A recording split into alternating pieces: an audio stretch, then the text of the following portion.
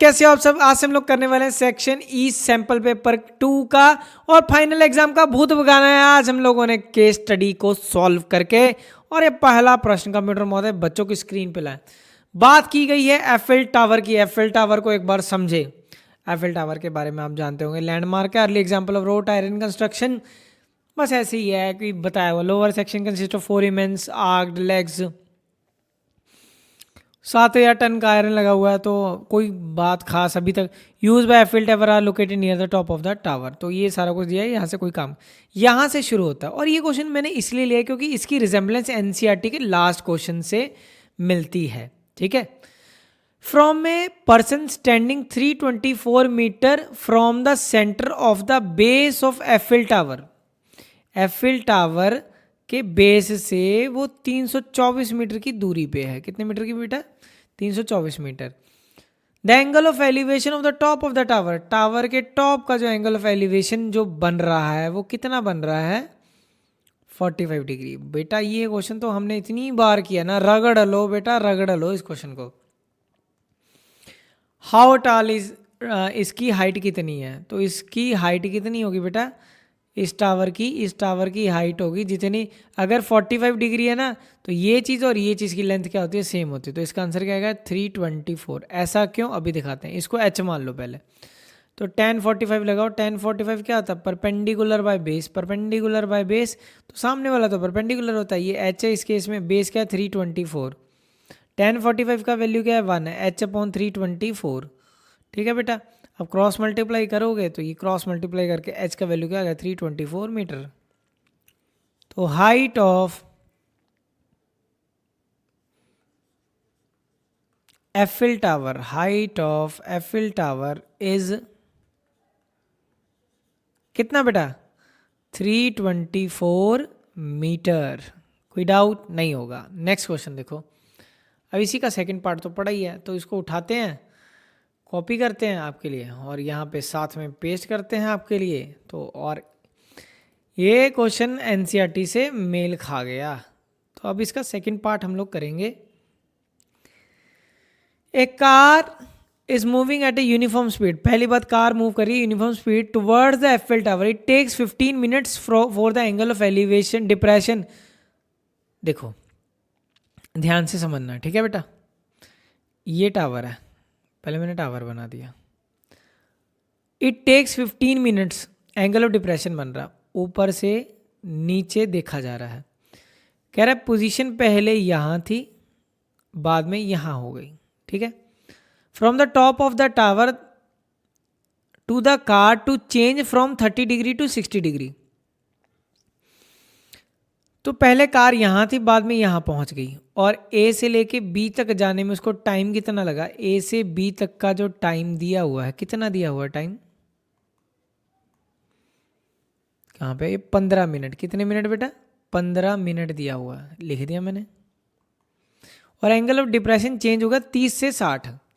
तो पहले ये हम बना देते हैं, ये ऐसे, ये एंगल है और ये एंगल है। ठीक है बेटा।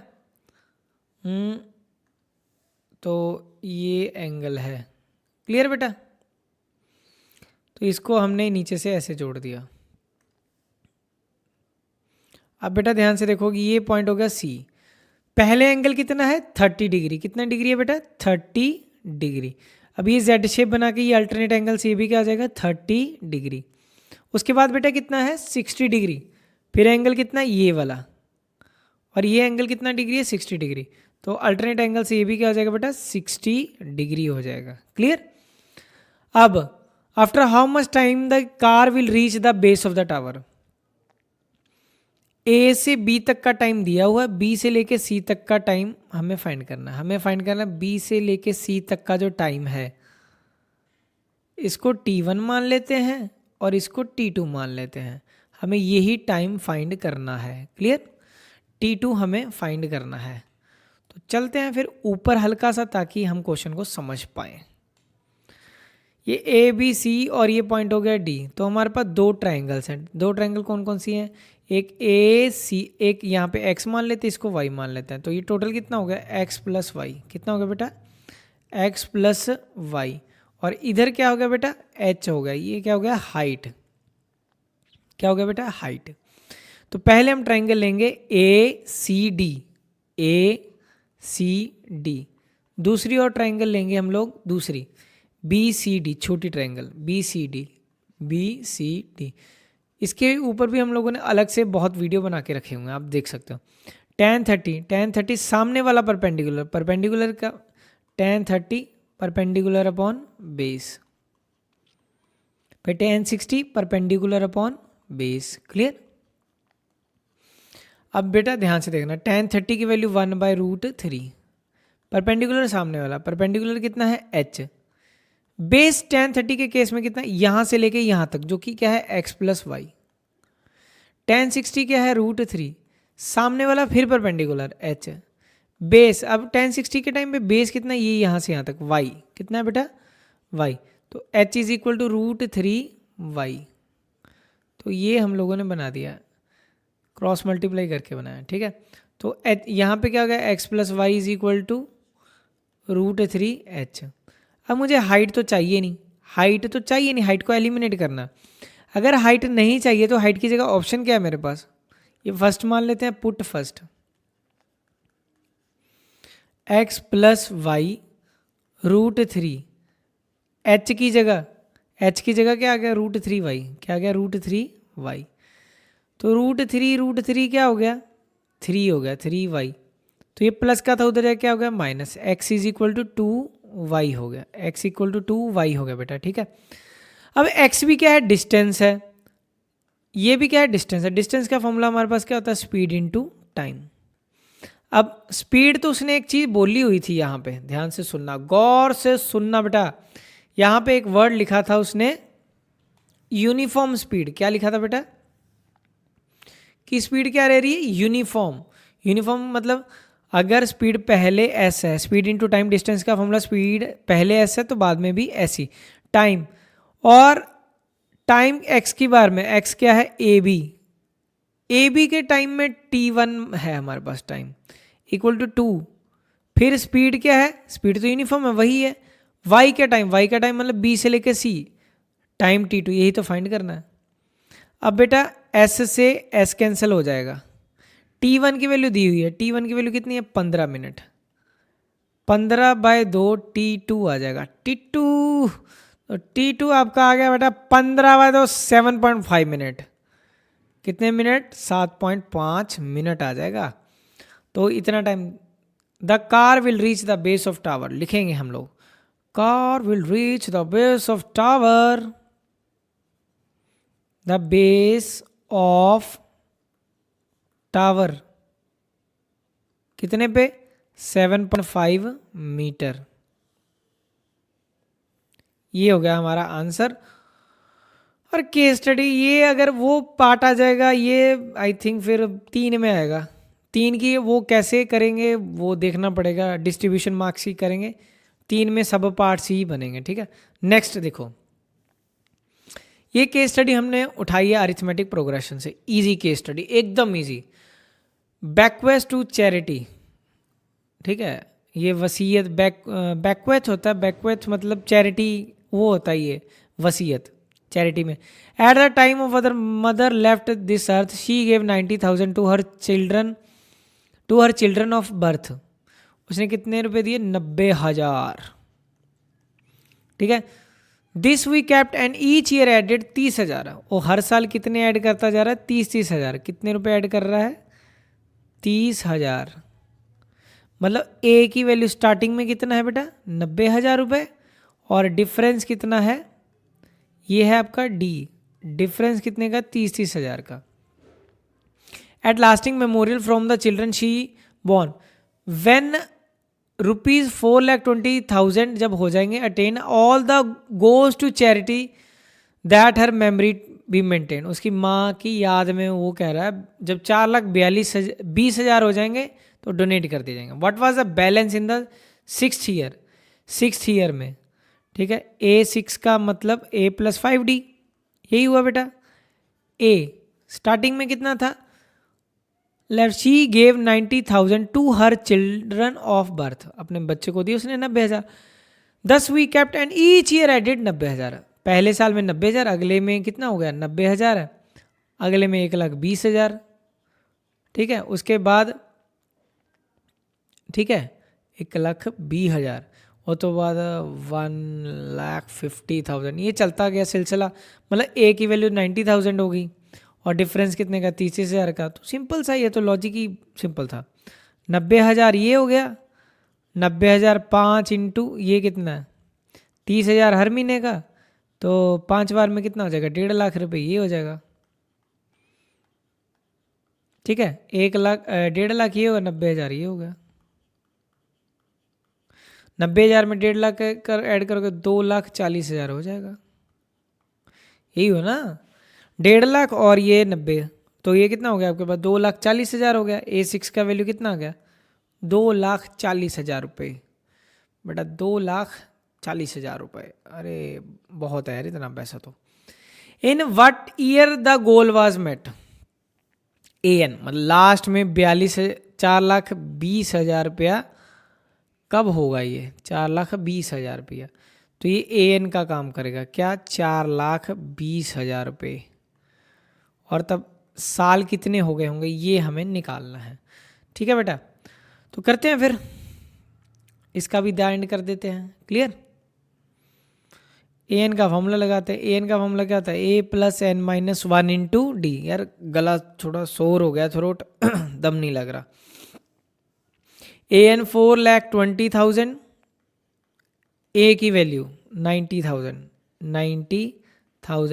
n-1 डी की वैल्यू कितनी है बेटा 30,000।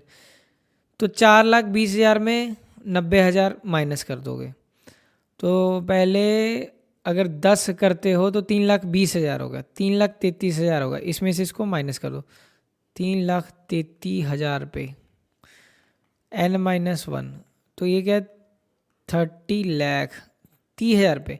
ये डिवाइड हो जाएगा 3 3 3 चक चक भाई चक, 3 1 2 3 4। ठीक है, तो जीरो काटनी शुरू कर देंगे। 4 3 0, 3,30,000 आना सी रहे बेटा, 3,03,000। तो यहाँ पे जो जीरो आएगी वो ये आएगी, तो यहाँ पे भी हो जाएगी, यहाँ पे आपकी आ गई एक और जीरो। ठीक है, तो जीरो से कितनी कैंसिल हो, 1 2 3 4, 1 2 3 4 11, n-1 ये 11 इधर आके क्या आ जाएगा प्लस, तो n की वैल्यू क्या आ जाएगी 12। मतलब 12th ईयर में, कहने का मतलब क्या है इन विच ईयर, तो कौन सी ईयर में 12th ईयर। आंसर क्या आ जाएगा 12th ईयर में 4,20,000 रुपये हो जाएंगे। तो ऐसे क्वेश्चन में आपको इजीली मिल जाएंगे 4 मार्क्स। क्लियर, नेक्स्ट देखो फिर। नेक्स्ट ये देखो, ये भी कोई डाइस की तरह दिख रहा है, घबराना नहीं है। 6 डोमिनोज है ये। It is a game played with 28 numbers tile shown in the diagram. बेटा इस क्वेश्चन में पता क्या है, मेन क्या है कि फिगर्स का मतलब इसमें ये इसलिए क्वेश्चन डाला गया, एक तो इसमें ये चेक करना चाहता है तुम्हारा पेशेंस और तुम्हारा विजुअल इंटेलिजेंस चेक करने के लिए क्वेश्चन डाला है। कुछ भी नहीं है क्वेश्चन में, नंबर ही काउंट करने हैं, पर उलझाएगा बेटा। पहली बात, ये डाइस हमारा एक ऐसा होता है ना, एक डब्बा, ये 2 डब्बे वाला एक है। ठीक है, देखो it is a game played with 28 numbered tiles shown in this figure. 28 tiles इसने बोली है। ठीक है, ऐसे करोगे जैसे 1 2 3 4 5 6 7 8 9 10 11 12 13 14, पर ये जो टाइल है ना ये आपस में जुड़ी हुई है, ऐसे ऐसे वो बोल रहा है 14।